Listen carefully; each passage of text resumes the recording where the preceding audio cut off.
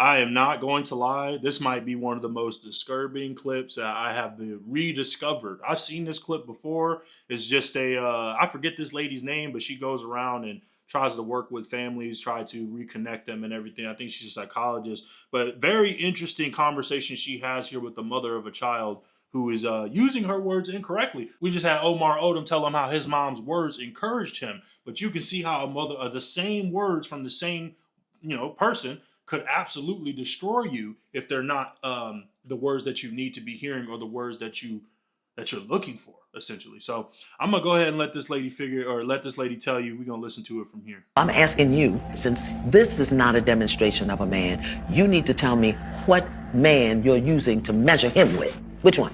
My idea. Which is your idea. Now, is that the idea you train? Hold up. Now she's talking about some idea in her head. She's literally raising her son.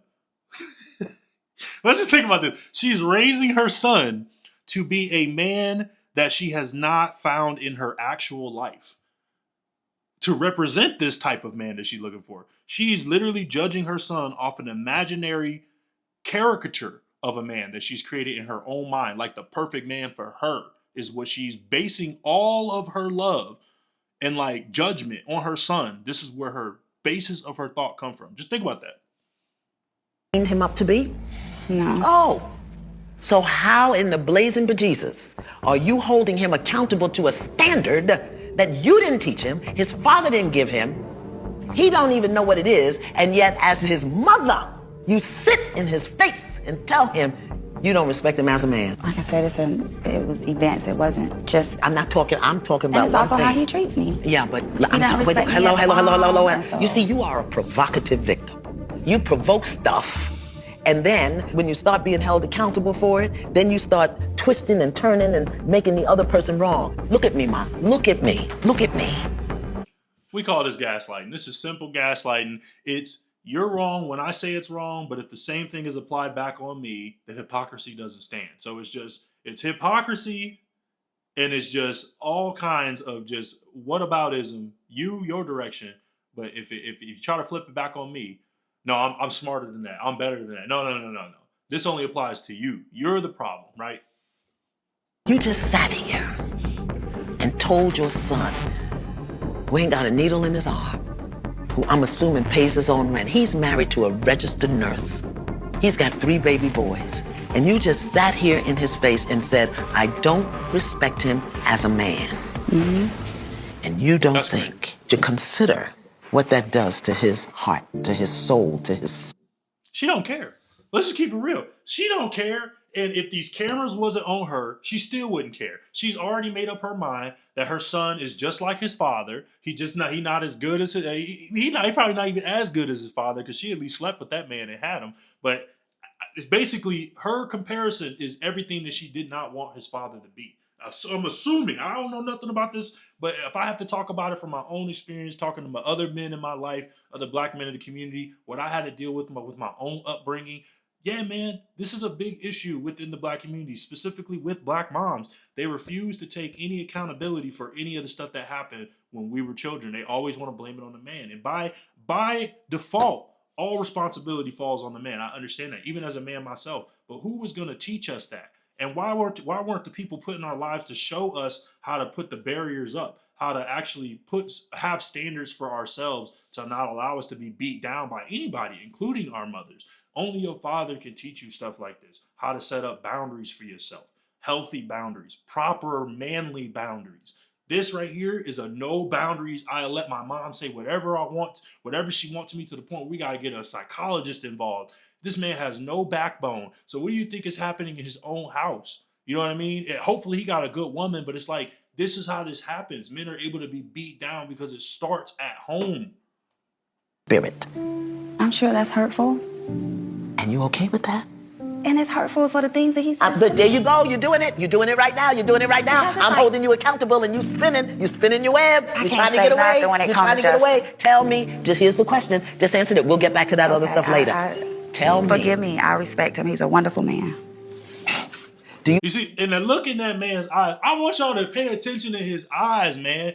That's the only thing I need to see is a defeated man. That's all I see right there is a man who, no matter how good he does, he'll never be good enough for his mom. And that's crazy. This is the stuff that women avoid when they try to date men like us who are scarred by our mothers, who have mommy issues essentially. You basically, this woman that you trying to live with and trying to make your wife has to live up to your mother's standards now. And since your standards were never good enough for her, this is how you feel about every woman in your life, that you really never truly measure up. In fact, you've never seen a man truly measure up. Only a man who, your mom tolerates or something like that. That's exactly how it was always spun to me. So that look in his eyes, this look of, man, I don't care, man. Just he trying his best to fight it off, but man, this shit hurt. It hurt hard, bro. Understand that your mouth, your voice, your words are connected to the coils in his heart, to the valves in his heart. He can't help but love you. And every time you dishonor that love, you chip a piece of it. In our culture as black people, when the boys turn a certain age, the men come and get him and take him away from the mother because she can emotionally manipulate him. But since we don't live in our culture no more, we say what we want to say, do what we want to say. We tear our men down and then wonder why they don't make good husbands and fathers. Mothers destroy sons. His mother can speak to him in certain ways that destroy him in ways that can...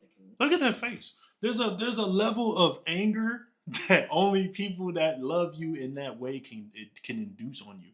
The only time my face is ever contorted like this, is when I have to talk about my own mom myself. My brother gets a clear dose of this. Anytime he brings it up, my face immediately changes because it's just like all that's ever expected of me is to just forgive, and just let it go. But in reality, these things that have been inflicted on my life has shaped my whole thinking. Not just relationships, about everything. I trust nobody now. I can't think of one man that I can call on that I actually have that kind of faith and confidence in, other than my current mom's husband. You know what I mean? My father that I call my father today. But even then, I don't have a strong connection with him because he has a surrogate through my mom. At the end of the day, I always have to interact with my mother. So he's catching strays that he shouldn't have to. I have no beef with my father, with my current father, my biological father. Yeah, man, of course I have my issues with him, but I can't talk to him no more. He dead. I had that taken from me. And so when it's taken from me, I feel like I got to take this out on the world. You know what I mean? It's this level of just uncomfortable anger that I can't even shake. I keep this nice smile on my face, but a lot of times my face look just like that, contorted and just, yeah, man, I'm gone when I start thinking like that. I'm working on it myself. I went to therapy. I talked to a lot of people about this stuff. I've tried, not settling the score. I've tried squashing the beef, but at the end of the day, man, these thoughts just come back. I can't fight it. And the true thing that bothers me on the inside is I'll never be able to hear my father's side. And that shit truly fucks me up, man.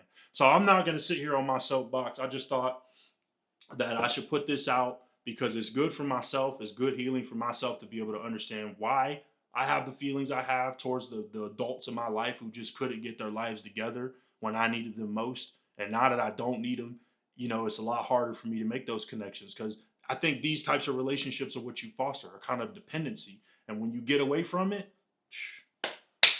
there was no relationship there to begin with, is what you find out. But anyway, this is Deontay from Inselbergmedia. Let me know what y'all think. This is a bit touchy of subject, but sometimes we got to talk about this stuff. Like, subscribe, share if you like the content. If you made it this far, you may as well subscribe. But until then, I'll see you guys next time.